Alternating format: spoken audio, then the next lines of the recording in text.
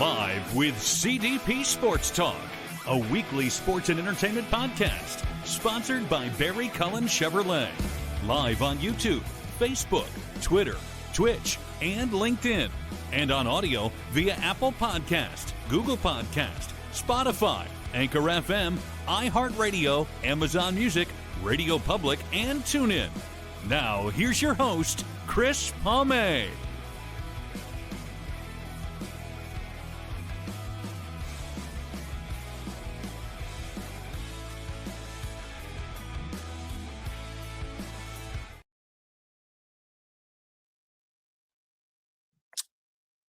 Good afternoon, everybody. Welcome to season 13, episode 32, overall 692 of Live with CDP Sports and Entertainment Talk Show, brought to you by our friends at Barry Cullen Chevrolet Dealership, located at 905 Woodlawn Road West in the Guelph Auto Mall. Check out their website, barrycullen.com, for the newest selection of new and pre-owned GM vehicles, along with their great selection of all electric vehicles and Cadillac vehicles as well. You can call the dealership at 519-824-0210 and tell them Chris Palme sent you, or you can email them at info@barrycullen.com. Barry Cullen Chevrolet Dealership has been family run and operated here in the city of Guelph since 1969 and has been a proud sponsor and advertiser of Live with CDP Sports and Entertainment Talk Show for the past 3.5 years. I hope everyone's doing well on this Tuesday, April 14th, 2026. The weather is finally getting warmer here in Southern Ontario, and I'm looking forward to my guest today. This is her first appearance, and we met through LinkedIn, and she is a crime analyst with the investigations department at the Lakewood, Colorado Police Department, and her name is Karie Nordland, and we're going to bring her on right now and talk a little bit about her career in policing, law enforcement, and as a crime analyst as well. Just one moment. Good afternoon, Karie. How are you? Good. How are you doing, Chris? I'm doing okay on this. I can't believe it's already April's half over. April 14th. I can't believe we're already in the 4th month and it just keeps moving faster and faster. Absolutely. And we had a long winter here in Southern Ontario. I'm just inside of Toronto, and it was just one of those long winters this year. Well, I'll trade you. We had no winter down here in Colorado. We had probably 3 total snowfalls and just more 60-degree days than I think we have had in over 100 years. So we're now moving into drought season and having to limit our water consumption and all of that. So it was definitely, I think it made the winter go by much faster because we didn't have those long, dreary, snowy days, but it was definitely makes us fearful for spring and summer months as to what'll come. Are you originally from the state of Colorado? I'm not. I'm originally from Wisconsin. So I've been in Colorado a little over 8 years now, but kind of grew up in Wisconsin and then went to school in a different state and have kind of bounced around all over since then. Since you mentioned Wisconsin, you must be a Green Bay Packers fan, or have you converted to the Broncos? I will cheer on the Broncos, but my heart is always with the Green Bay Packers. Born and raised a Packer fan, and will support them, especially when they play the Bears. And I've been to Wisconsin 6 years ago. I went to a Milwaukee Brewers game, and then I ended up going to a Green Bay Packers game at Lambeau Field. What an experience that was, Lambeau Field. You got me beat. Lambeau is still on my bucket list, and my brother now has partial season tickets, and I keep planting the seed for him to bring me to one of the games. So fingers crossed, maybe this coming season. And Wisconsin, they love their cheese, and they also like their beer and their sausage and all that as well. They love their food, their drink, and their sports teams. Oh yeah, devoted in all of those areas. So I'm hoping to get back. Chris, are you still there?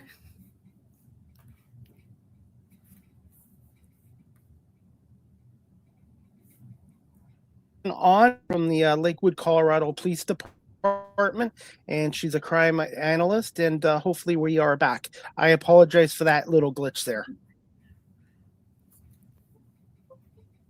All right, I think we should be good. Can you see it? hear me okay now? Yes. All right, everybody, just bear with us. We will get this fixed. Just a little glitch. Okay. I do apologize for that.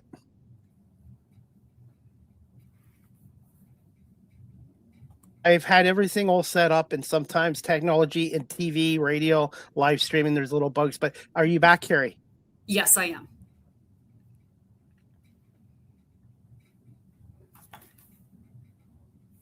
Chris, is it something you want me to check on my end? Okay. Anyway, I think it was on my end, and I do apologize. And I do use an Ethernet cable as well. I use a Wi-Fi pod and an Ethernet cable, but just sometimes, hey, Exactly. Things happen. So we'll get. Can you, if you can hear me, can you just tell our audience a little bit about yourself and how you got into policing, law enforcement?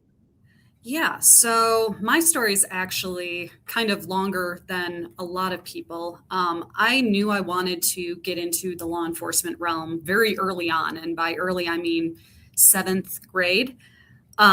I had a social studies teacher whose wife worked for the Department of Justice back in Wisconsin, and I went and spent a day with her. And she was an agent who did internet crimes against children.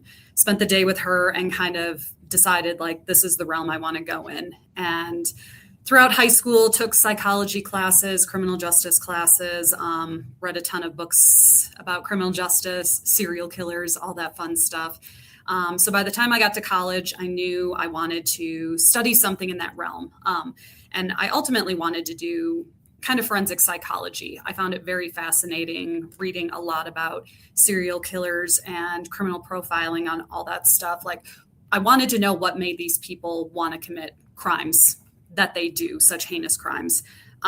So I studied psychology and law and society, which was my university's criminal justice. And upon graduation, or had kind of done a few internships in law enforcement, still kind of getting my feet wet and figuring out what area of law enforcement I wanted to go into. And then upon graduation, decided to go get my master's in criminal justice at Michigan State.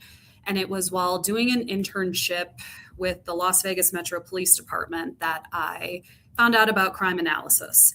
And I spent a day with the crime analyst at the Henderson Police Department just outside of Las Vegas. And she told me all about her job. And it was from that day forward that I'm like, this is what I want to do for my career. I was torn between, I didn't want to go and be a patrol officer, but I still wanted to work in law enforcement. So that was kind of where my dilemma was, of taking all of the academic side of what I've learned and how can I apply that to helping law enforcement. So once I discovered crime analysis, that was kind of what I made my focus on. And fast forward, got through grad school, and a couple of years after that, I got hired by the Toledo Police Department in Toledo, Ohio, as a crime analyst.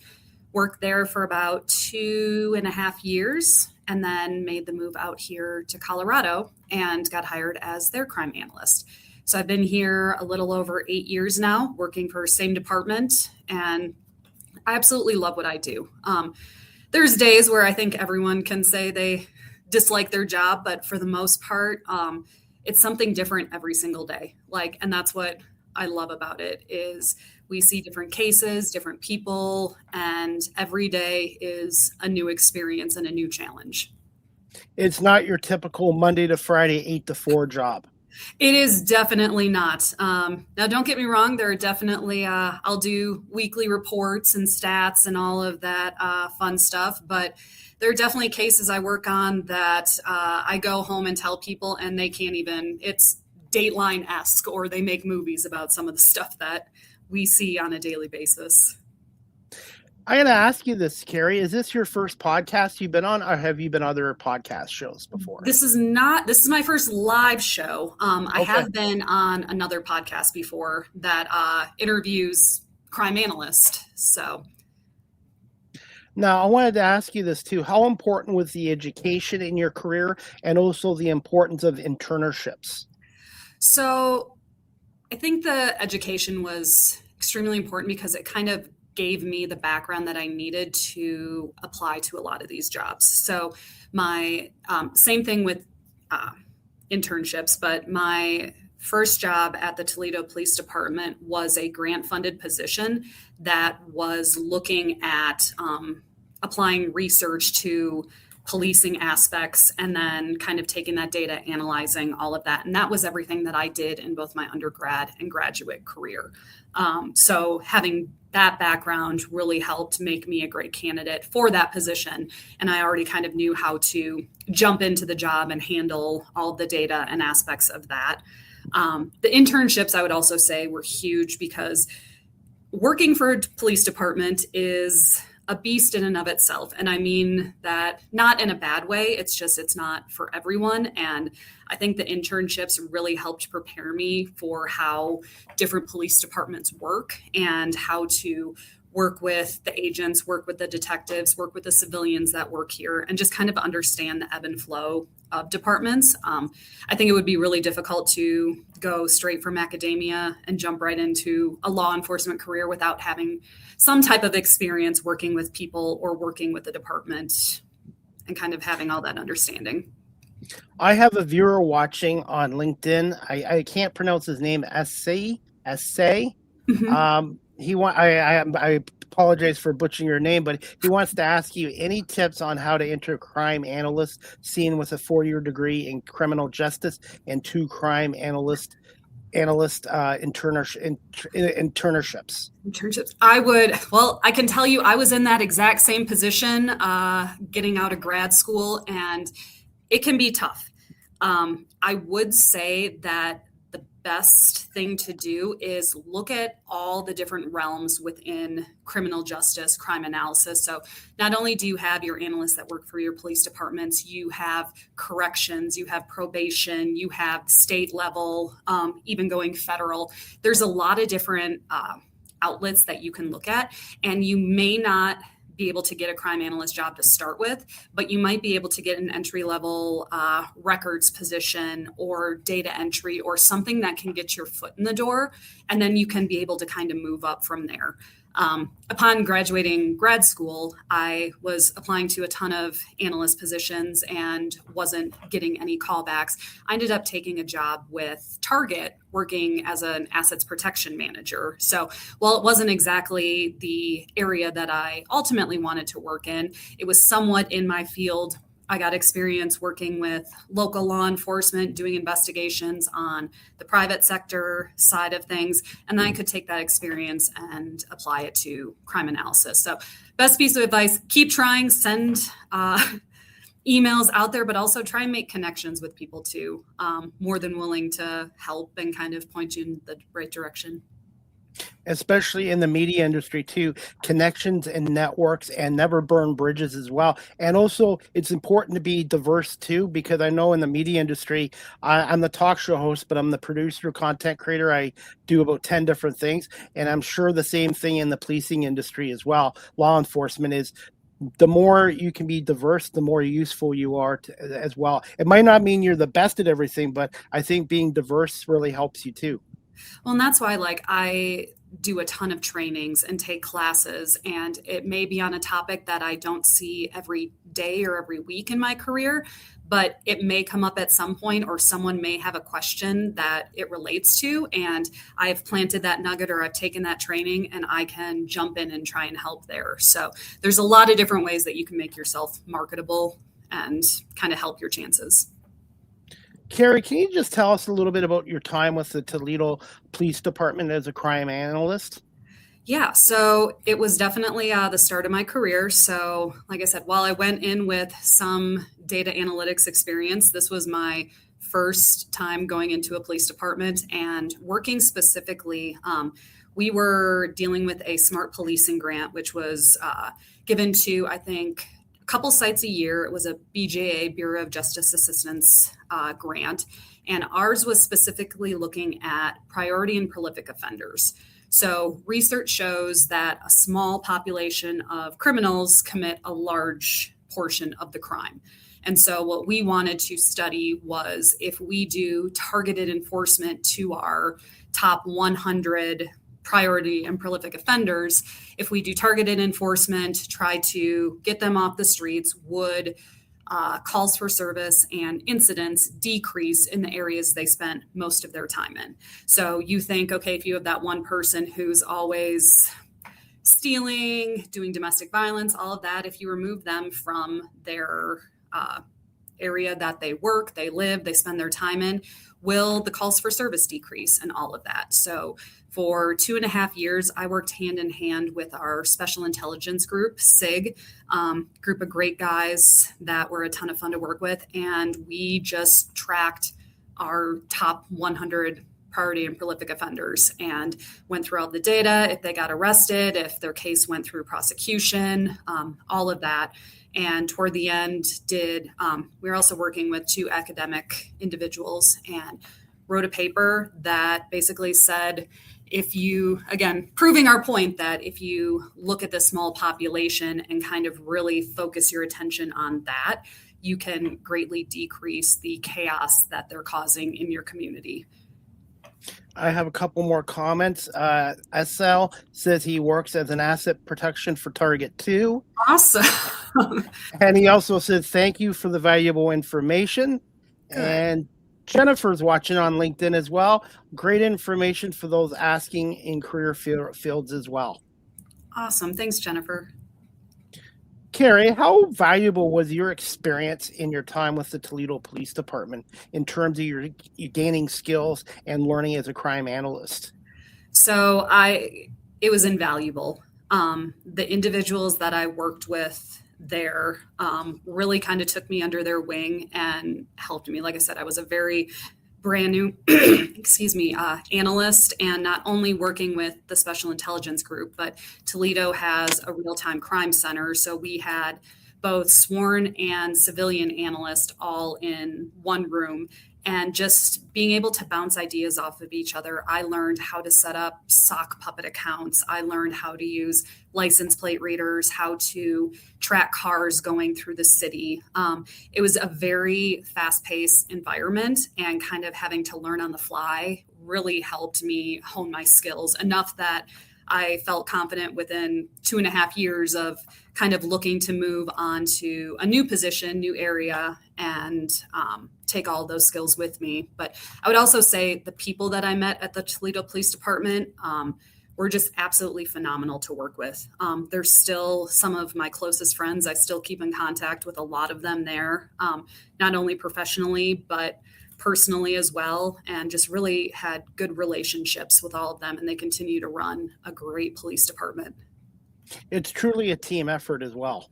It is, like everything in law enforcement. And I know there's a lot of people out there that like the accolades, like being the front of the podium and taking all of that. I like being behind the scenes and having it be a team effort. Like anytime we do an investigation, it's everyone's on board, everyone's doing a different task, and it's all coming together to ultimately help our community. And that's, why our officers do it, why detectives do it, why crime analysts do it. It's to keep our community safe. How important is it to have a good work-life balance, especially in law enforcement? I think it's very important. I know I can't speak for our patrol or officers or detectives and everything. I know they're going out on scenes. They are seeing people on their worst days, and they see a lot of horrific graphic content. I know I see a little bit of it on the backside, but I think the biggest thing that I've taken with it is you really have to not take anything personally. Because as soon as you internalize or you take a lot of the stuff personally, like it can eat away at you like you can't believe. I know a lot of detectives who are in like crimes against children and juvenile crimes, like they see just horrific things that happen to such small children, and that can really weigh heavy on them. But I know they also do a great job investigating all of that. So I do think kind of just disassociating and looking at it of we're here to solve the crime and not taking that home can really help you mentally be able to come to work day in and day out. Because like I said, we see people at worst of the worst of humanity, and that can kind of be draining day in and day out, but also something that helps me is when I get to see a case from start to finish and I can see victims getting closure and suspects getting arrested, sentenced, all of that. Getting to see it from start to completion really kind of gives me like my fulfillment of the job and helps kind of that work-life balance of reminds me of why I do what I do and why it's important to keep fighting. Karie, have you experienced burnout, or have you seen officers experience burnout in law enforcement? 100%. And I think that goes, I don't want to say they don't have a good work-life balance. I just think some people can disassociate and others just struggle with it. But I think it's also important that you stand up for yourself if you are struggling and say, I just don't think I can work in this specific area, or I need a break. Can I switch over here? At least at our department, I don't think there's anyone that would say, no, you got to continue on doing this. Like, our department really prioritizes mental health, work-life balance, and they're really supportive if we see an officer or detective struggling, trying to help them out the best that they can. So I think it's, as long as someone's able to speak up for the struggle that they're going through, I think departments would be really willing to step forward and help them. Do you feel empathy and listening skills are shrinking these days? I'm not quite sure of the question. Just empathy, I guess empathy, like showing compassion for others. Yeah. I see that day in and day out. I always have empathy, especially when we're looking at our different cases. Like, once we start to investigate it, it may go a different direction and your empathy may change here and there. But I think that's a huge skill set to have in this position, because you really do need to understand also like why people are doing things. Like, we can all make assumptions, and you may not fully understand why this person was thinking the way they did when they committed this crime, and just kind of getting to the understanding of a lot of the whys, which I love having a background in psychology, because I think that helps when I'm looking at cases too, applying that empathy and just kind of understanding and looking back as to like why these people are committing these crimes. What are some of the biggest causes for crime? And have you dealt with some people where they've had a perfect background and all of a sudden they just got with the wrong crowd? We see that day in and day out. And I think I can generalize reasons for crime, but I think it's so individual. You may have poverty. You may be dealing with, I know Colorado has a huge homeless population, and we see a lot of crime, drug use coming from there. Domestic violence, you may have a situation where they can't get out of it and things escalate from there. Homicides, it could be we've seen over money, over stealing weapons, over people they know. We've seen homicides where they don't know them. It really is very individualistic. So it's kind of hard to generalize. And that kind of goes in with the empathy part of it as well, is, okay, we see someone go and steal something. Well, did they steal this because they needed it, or are they doing it for a more nefarious reason? I know in Canada right now, a lot of the mental health programs have been cut, and more people with mental illnesses and that are on the streets. Have you guys had that same issue in Colorado, where people who should probably be in institutions or getting help are out on the streets? 100%. And I think not only in Colorado, I think that is an issue across the U.S. And as you said, up in Canada too. The problem is it's a revolving door that you want to get them behind bars, not arrest them per se, but get them somewhere where they can sober up, get some treatment and everything. But then because we don't have institutions, our laws can only keep them in jail or prison for so long, then they have to be released. And when they're no longer having that everyday monitoring, a lot of times they will fall back into the same patterns and go commit the crimes, and they don't the mental health aspect isn't addressed in the way that it should be. It's just kind of, okay, well, cold turkey because they have to, and then they get released and go right back to it. So that could be a whole other discussion topic and all of that. But I do know we're seeing a lot of that. We're also seeing a lot of mental health issues from the younger populations as well. So not even the homeless population, but a lot of children coming up with issues too that are being portrayed with crimes as well. Do you also see increase in drugs and substance abuse as well? Yeah. I think they kind of go hand in hand, but just how the drug trade has become in this country, it's an epidemic. Is all your officers, are they all equipped with mental health training, like programs for the officers? Yes. So here at Lakewood, we actually have mental health co-responders. And we have caseworkers that go out and help and assist our officers. So we take it really seriously, and we bring in the professionals anytime we have situations like that. We also have task forces that if there's any escalation or any cases that are coming forward, that it kind of brings in people from different areas of the department, addressing what can be done and just making sure that this incident doesn't all of a sudden become a much bigger incident. Can you also tell our audience a little bit about dispatchers, how stressful their job is and how important it is? Oh, I can tell you a little bit. I haven't spent much time with our dispatchers, but being the first people to talk to these individuals who are calling into 911, one, their ability to get information very quickly, especially in very stressful situations, is key. It's not only helping the individual on the other line, but it's helping our first responders, our officers that are going to the scene, know what information they're looking for, location, if there's someone with a gun, what the person looks like, what gun to look like. So it's not only helping our community stay safe, it's also helping our officers stay safe as well. And the amount of information we use from dispatchers after the fact, so going back and looking at calls for service, all of the information that they're documenting is so important. I know I use our call for service database on a daily basis, getting information that they've typed in on there. So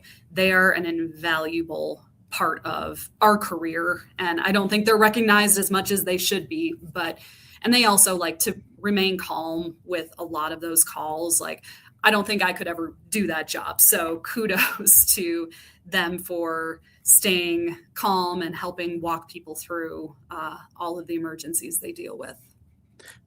In your opinion, do you feel when you're in law enforcement, maybe every 5-10 years, you should switch departments also to avoid burnout and also maybe avoid PTSD, post-traumatic stress disorder?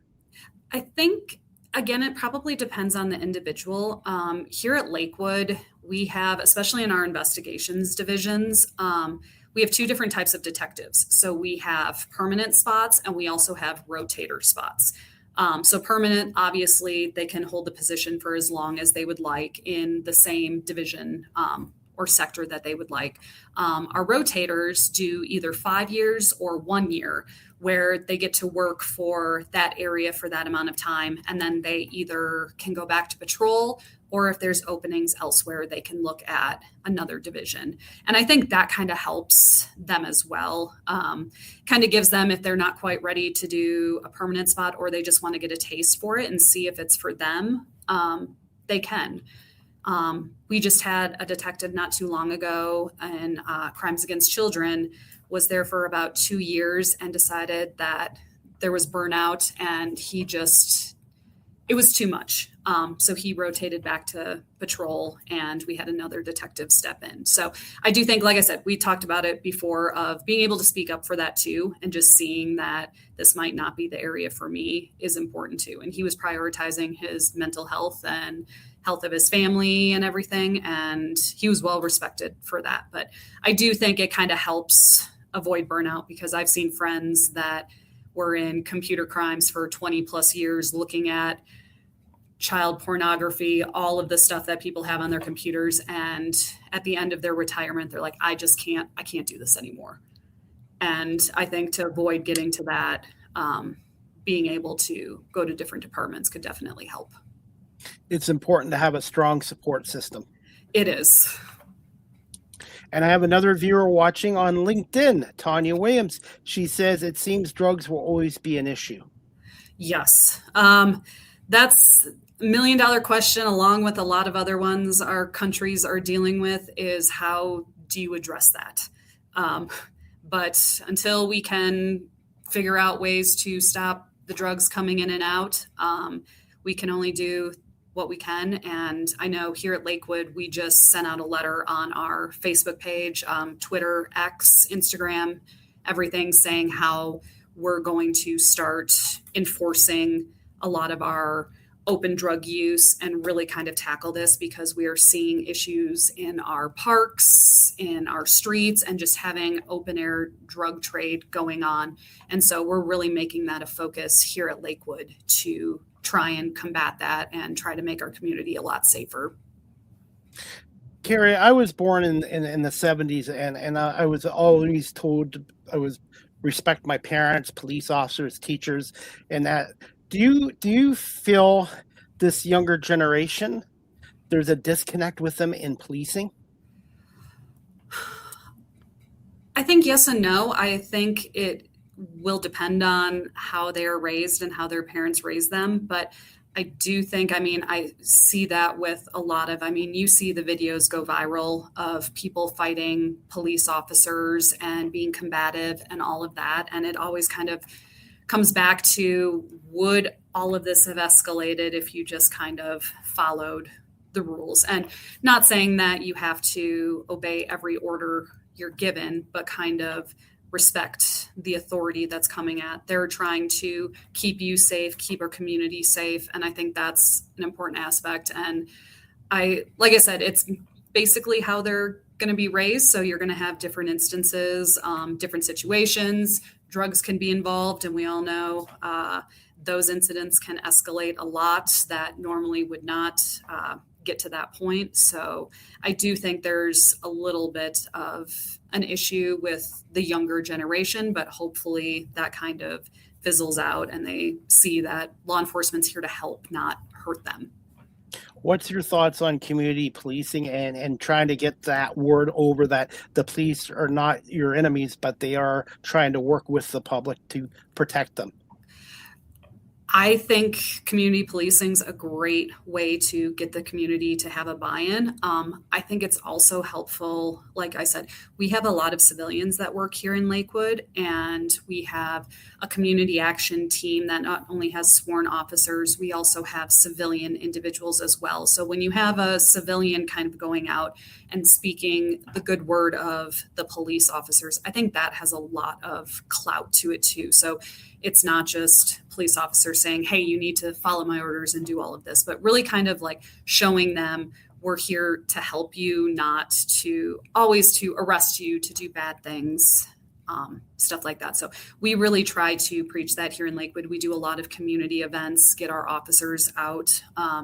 We do National Night Out. We do shopping with the cops at Christmas, really showing just how much we care and value our community and try to get as involved as we can to bridge that gap.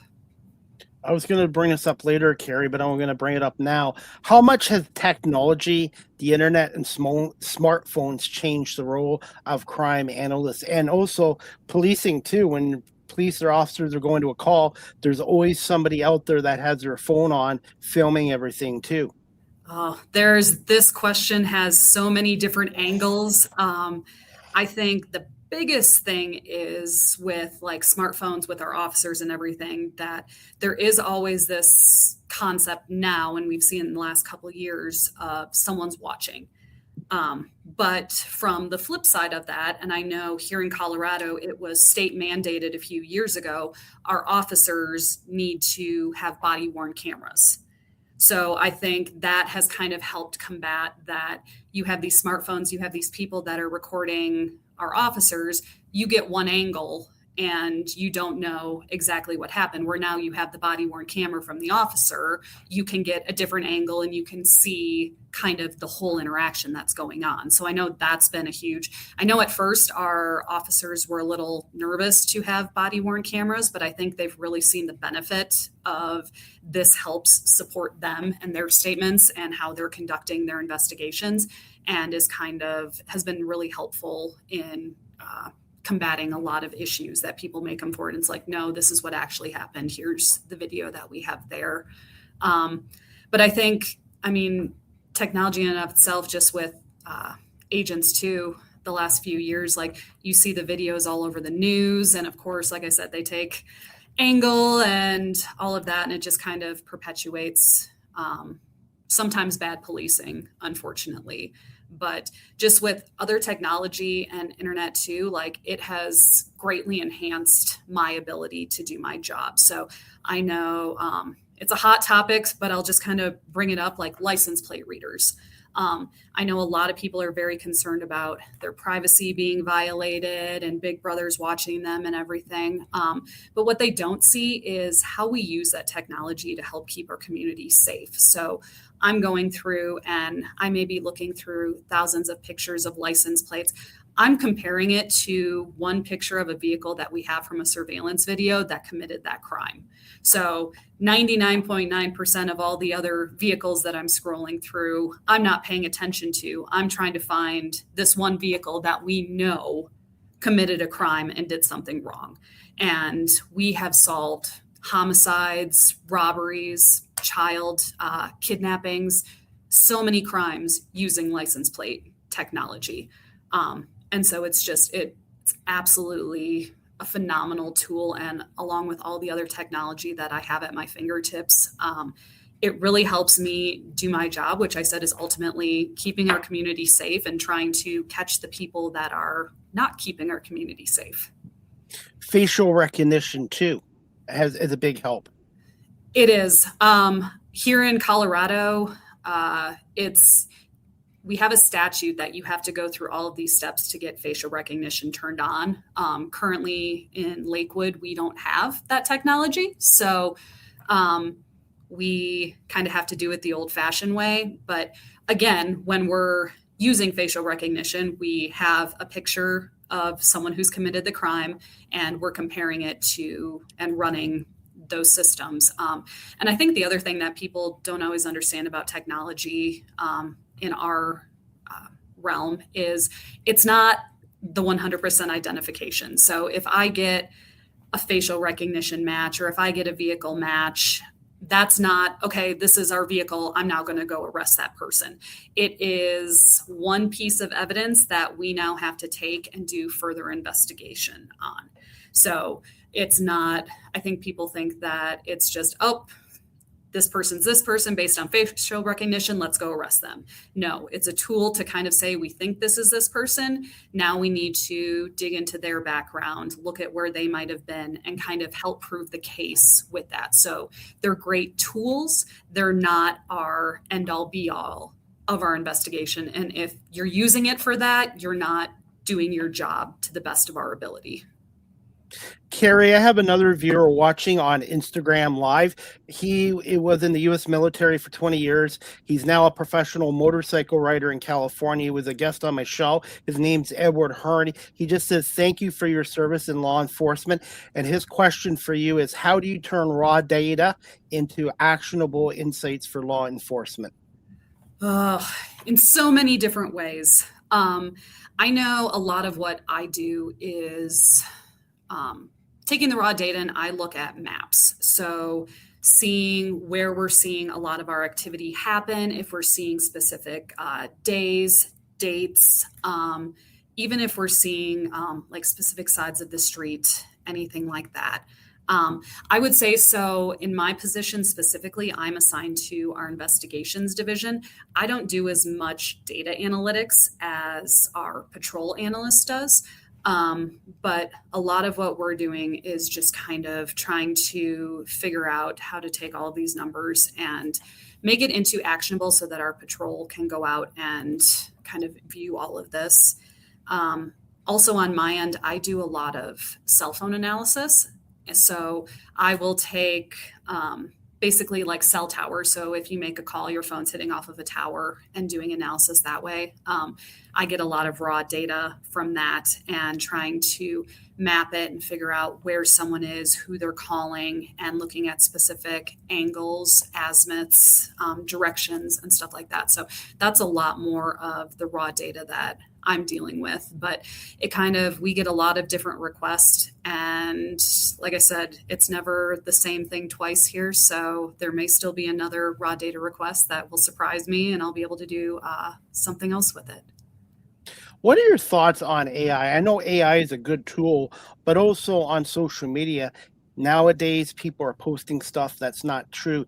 Do you feel there should be more laws for AI, like to keep it in place? It is a good tool when it's used right, but some people don't always use it for a good reason. I think I'll say we don't see as much AI on our local level as I'm sure kind of state and federal are seeing in a lot of their stuff. I think my biggest fear with the AI technology and capabilities are when we're looking at individuals and we come across photos, and if they have guns or drugs or money. Prior to all of this, we could say like, okay, they actually have these things, where now can they just claim, nope, that was AI. So I think there's going to be a lot of AI is going to be the culprit or the scapegoat in a lot of photos that were not manipulated, but they can use the excuse that, no, it was AI generated and I don't have that weapon, or you're not going to find that. We see that in a lot of YouTube videos as well. They'll say like, oh, nope, this is AI generated. No real weapons were used in this. So I kind of think it hurts or will hinder a lot of our cases and evidence, especially when we're moving toward like prosecution as well.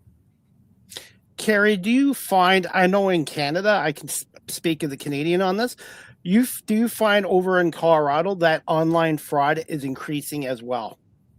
Oh, 100%. Our economic crimes team is just bombarded with the amount of fraud and everything that's going on. It makes it a lot more difficult to track those individuals, especially when they're smart enough to be using VPNs, changing their IP addresses, changing names and everything. It's having an online only presence, especially when you are smart about it, can be extremely difficult to track. So we're seeing that time and time again, and especially when they are going after older generations that may not be as tech savvy. I think they are strategically choosing the vulnerable population and are being very successful at it. And unfortunately, a lot of these cases can only go so far because the trail just kind of fizzles out because you can't find any information on them. I know 2 years ago, my mom, who's now 80, she was a target for distracted theft at a Walmart here. These guys approached her inside the store. They asked for her help. She helped them. And 2 seconds later, her purse wallet was gone completely. And you're seeing more distraction thefts, especially with seniors here as well. Do you see that in Lakewood, Colorado too? We do. I don't think we've had it here in Lakewood. I just saw a bulletin from another jurisdiction where they're having individuals in parking lots. So say a grocery store, and they're going around saying they're trying to raise money for a funeral. And they will ask, they're like, they can't take cash, but can you Venmo me money? And they will pretend like the Venmo doesn't go through, grab the phone, type $500, and then get money that way. So not only distraction crimes, you're using the sympathy aspect of, okay, helping someone with a funeral. And I know in my position, I have learned to not trust anyone, almost probably to a fault. But I just think there's so many people that are trying to scam you in so many ways that being vigilant about it is the only way you can try to protect yourself. And I know I've yelled, my mom is good old Midwest woman, and she will say like, oh, someone came up to the door and wanted all this information, like close the door. You kind of have to, like, everyone wants to be nice and not be rude. But I think it's better to be aware that these things are happening and just try to protect yourself, because a lot of times you won't get that money back. And it just makes it really difficult to kind of return from that. Especially the phone scams too. Yeah, it's one of my coworkers likes to play around with the phone scammers a lot and deal it right back to them. So it's a scary world out there. And you know what the scary part is? Some of them, they want to get your voice. They want to take your voice and then use it to scam other family members into giving money as well, which is happening here in Ontario. Oh yeah, the number, like anytime, I think there was one where they'll like call and ask if this is so and so, and they want you to say yes because they will record it and then like try to get a hold of your bank and use that as like a voice recognition. And I always I refuse to say yes. I'm always like, who is calling, and try to not give them any information or give them the keyword that they're looking for.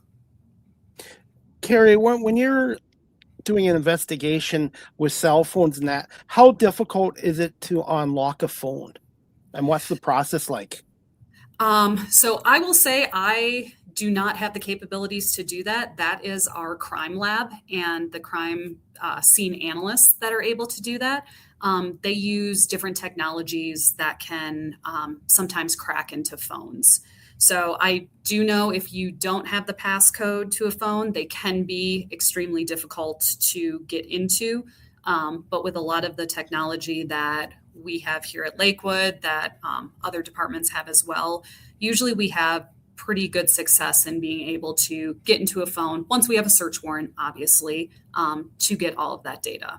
So I don't get to do all the fun, cool tech stuff. I get search warrant returns from cell phone carriers, and I do all that analytics. I will get the phone downloads once they've gotten into the phones, but the crime scene analysts are the ones that do all of the physical downloads and dumps. In your 10 years of being a crime analyst, do you find there's more and more people now in the crime analyst in police departments?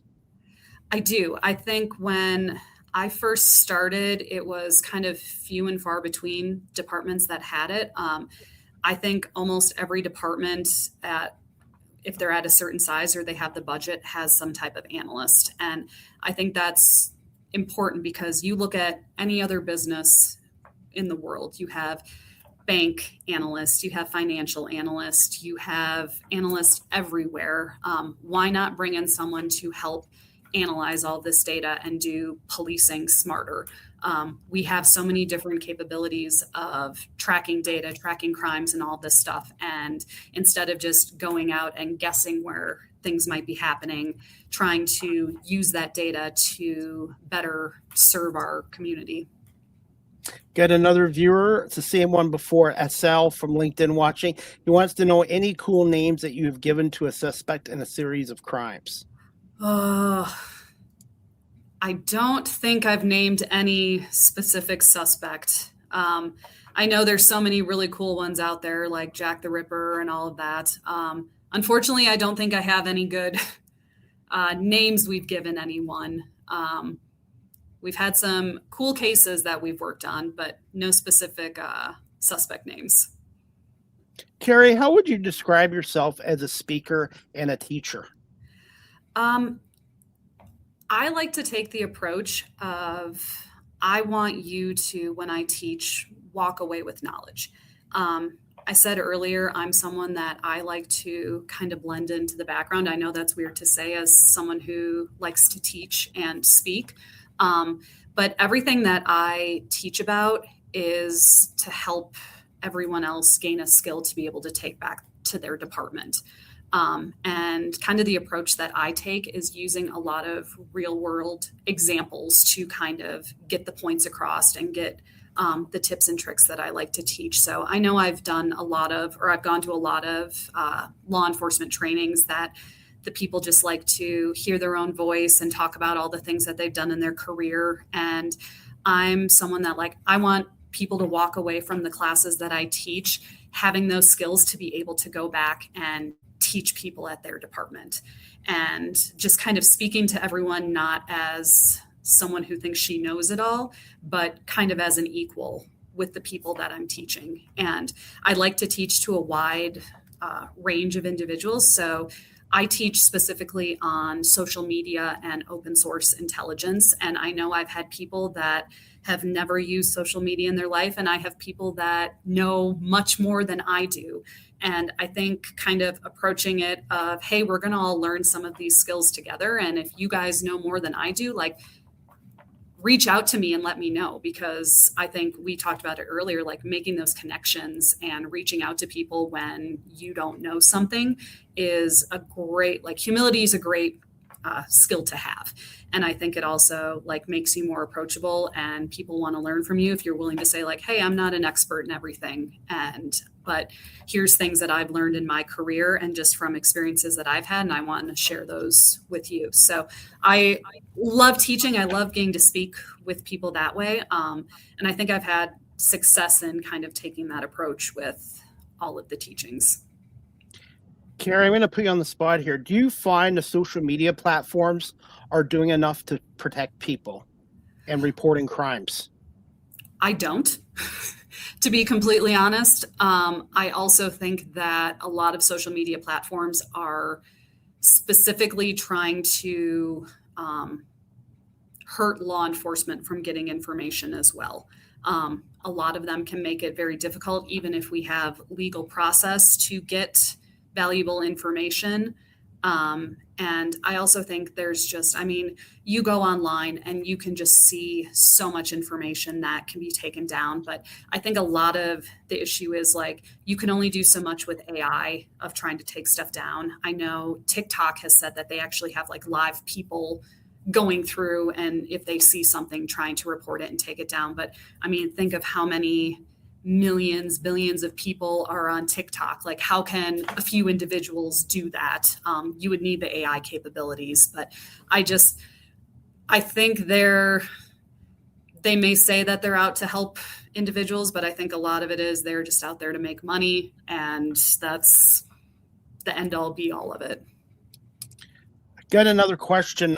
Tanya Williams, again, LinkedIn is watching. She wants to know, Karie, do you ever have to step outside of your jurisdiction to solve a crime? Tanya, very often. And with that, I know here in Colorado, we have an amazing Analyst network. So because we are so close together, like we're 10 miles west of Denver, we have Aurora on the other side, like all of our jurisdictions back up very close to each other. So oftentimes we'll have a crime happen in Lakewood, they'll go down south to Inglewood and kind of go all over the place for a spree. But because we have such a great Analyst network and a really good working relationship with a lot of them, oftentimes if it does step out of jurisdiction, we'll reach out, say, hey, can you send me this report? Hey, we had this happen in our jurisdiction. Can you take a look at your cameras and see, do you have the same individuals? There's a really great rapport and help, because ultimately, like I said, we're trying to keep our community safe, trying to catch these guys. So the information sharing is pretty good out here. To solve the crime, usually we don't have to step out, because if we're digging deep into our crime, usually it's ours to own. But sometimes if another jurisdiction has the majority of something and we just have one case, we'll oftentimes kind of hand it off to them and do a little bit of case sharing as well. This technology is amazing, and it can help police departments, but also the criminals nowadays seem to be more advanced than they were even 20 years ago, 30 years ago. They are. But along with that, there are cameras everywhere. And I'm not even saying with license plate readers or all of that. I mean, you have Ring cameras on almost every door. You have dash cameras. You have just a plethora of data out there to try to look through. So I really I don't know how people commit crimes nowadays and get away with it, because as I'm sure all of us have, we watch these videos. We're like, okay, how would we commit that crime? And I'm like, I don't know if I could not be on all of these cameras. Could I leave my phone at home? And sometimes leaving your phone at home is indicative that you are committing a crime. So there's so many, I think technology both helps and hinders criminals in that way. Cameras do help, but I find it still doesn't deter criminals from doing stuff, because we're seeing more and more jewelry stores and malls here in the Toronto area get robbed in the daytime. with guys wearing hoodies on and covering their face, masks on, and even with the cameras, you can't identify them. Well, and we had that too. I know so many of us watch crime shows and movies, and they all have okay, here's a blurry photo, let's zoom in and enhance, and now all of a sudden you can see all the facial features of everyone.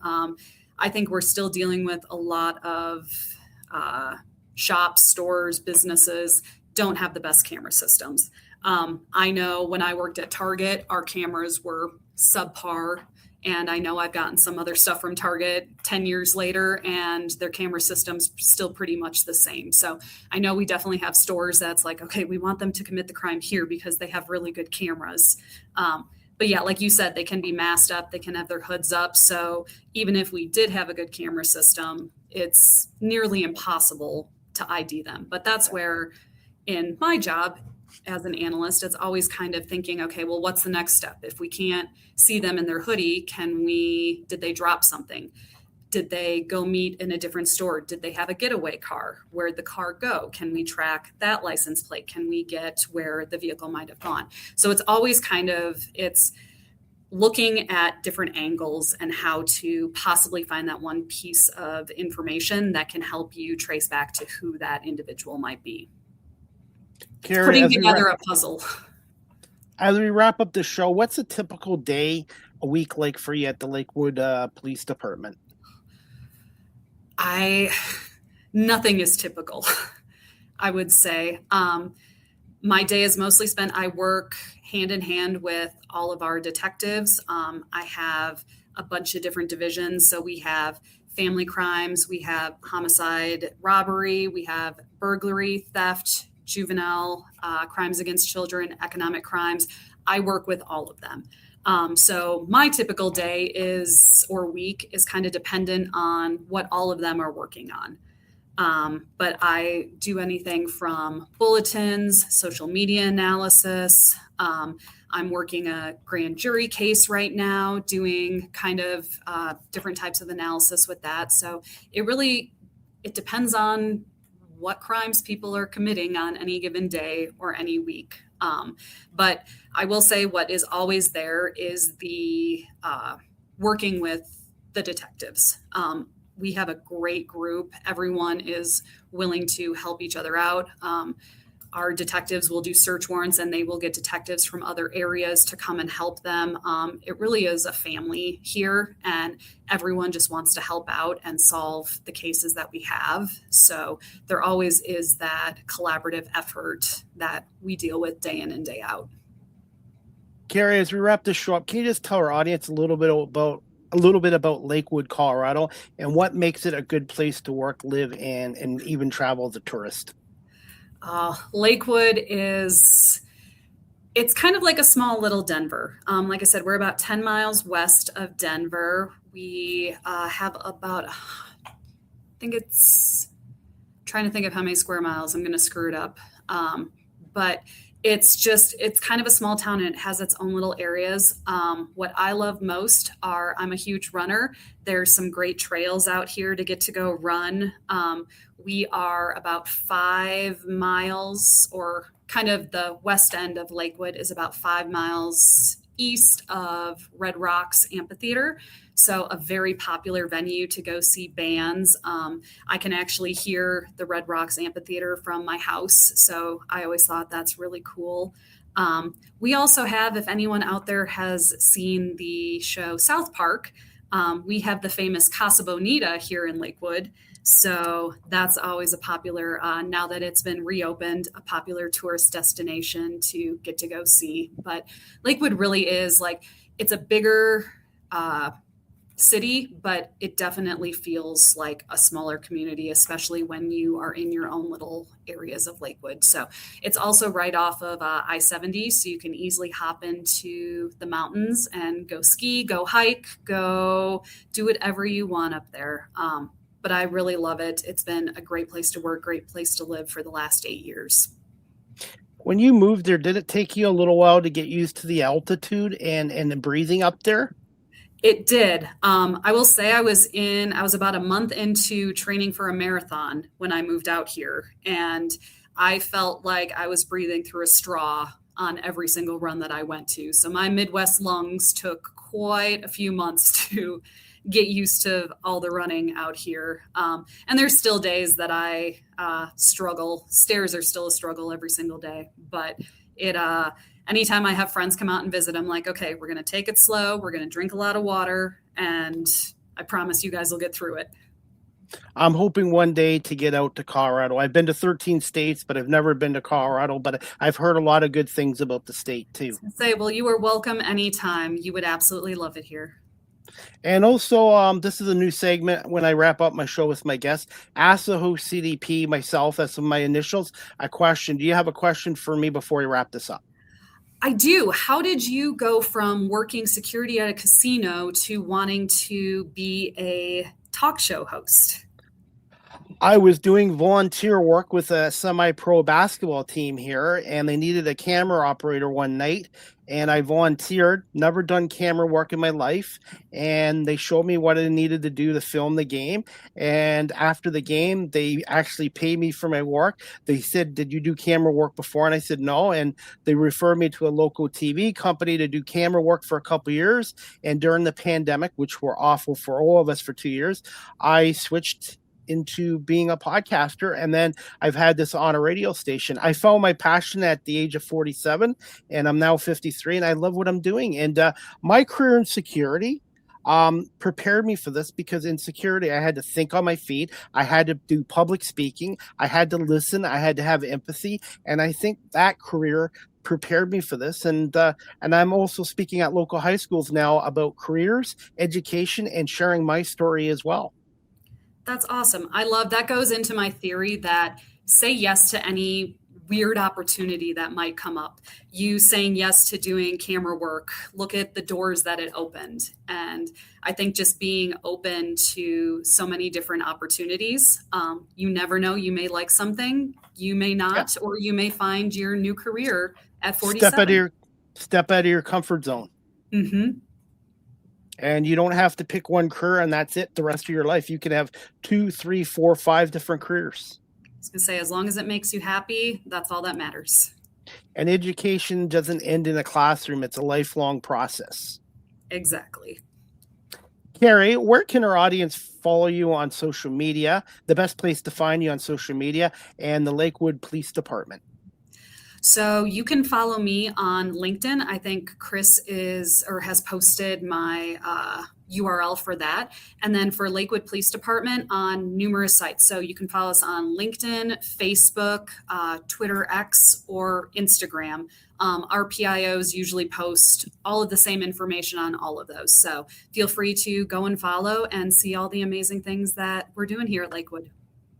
Well, Karie, I want to say thank you for giving us over an hour of your time out of your busy schedule for doing this, and continued success as a crime analyst. And you have an open invite to come back on our show again in the future, because I love great guests, storytelling. Every show I do, it's great storytelling, and I learned something new from my guests. And I want to say thank you so much for coming on today. Well, I appreciate you wanting to learn more about crime analysis and getting to talk with you. So this has been a pleasure, Chris. Thank you so much. And give me a little bit of time. I have another show coming up at 8. So I will send you the audio, the video, and I will do a couple reels and clips as well. And again, continue success. And I'm hoping one day to get out to Colorado as well. Awesome. Thank you, Chris. Thank you so much, Karie. Have a good night. You as well. All right, everyone, that wraps up season 13, episode 32, overall 692 of Live with CDP Sports and Entertainment Talk Show, brought to you by our friends at Barry Cullen Chevrolet Dealership. And speaking of Barry Cullen Chevrolet Dealership, right now there's a $1,500 truck trade-in bonus on any new 2026 Silverado. 1,500 crew cab, requires 2015 or newer pickup truck trade-in, separately assessed and accepted by the dealers.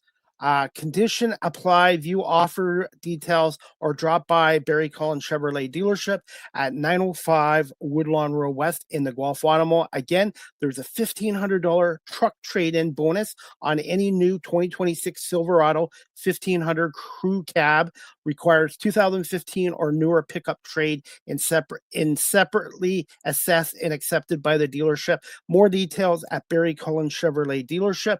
Go to barrycullen.com or again, pop by the dealership at 905 Woodlawn Road West in the Guelph-Automall and tell them Chris Palme sent you as well. And as we wrap up the show, guys, I have another announcement to make.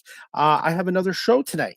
The next Live with CDP Sports and Entertainment Talk Show brought to you by barrycullen.com. It's going to be tonight, Tuesday, April 14th at 8 p.m. Eastern with my special guest, Diana Belrose. She is a singer, songwriter, author, and a life coach as well. Diana was supposed to come on 10 days ago. Unfortunately, she was ill. So Diana will be on tonight at 8 o'clock to talk a little bit about her music career, her book, Fire and Ice, and as a life coach as well. And I have Wednesday show at Wednesday, April 15th. Wednesday, April 15th, which is tomorrow, 7 o'clock. I have Nashville country music recording artist Danny Spiro coming on to talk about his latest hit, country hit called Hating Your Name. So if you're a fan of country music and Danny Spiro, make sure you check out Live with CDP Sports and Entertainment Talk Show tomorrow night at 7 o'clock as well. And hopefully you guys can join me in a little over an hour from now with Diana Belrose coming on, singer, songwriter, author, and life coach. If you're somebody out there that has a unique career and story and you'd like to share on Live with CDP Sports and Entertainment Talk Show, you can reach me at cpalme19@gmail.com or DM me on my social media pages. I would love to have you on my show and to hear your story and career as well. And I want to say thank you to the audience for watching on Facebook, LinkedIn, YouTube, Twitch, Twitter, and Instagram. And also thank you to those who listen to this show on my audio platforms such as Apple Podcasts, Spotify, iHeartRadio, Amazon Music, Good Pods, and wherever podcasts are available. It's you, the audience, that makes this show, along with my great guests, and I'm very fortunate that way as well. And we're going to wrap up this show, but I want to say thank you to Karie Nordland from the Lakewood, Colorado Police Department as a crime analyst in their investigations department for coming on here tonight. And we will see you guys back here in just a little over an hour with Diana Belrose and talk a little bit about her music career, her book, and her life coaching as well. I hope everybody has a great day, and we'll see you back here at 8 o'clock for another edition of Live with CDP Sports and Entertainment Talk Show, brought to you by our friends at Barry Cullen Chevrolet Dealership here in Guelph.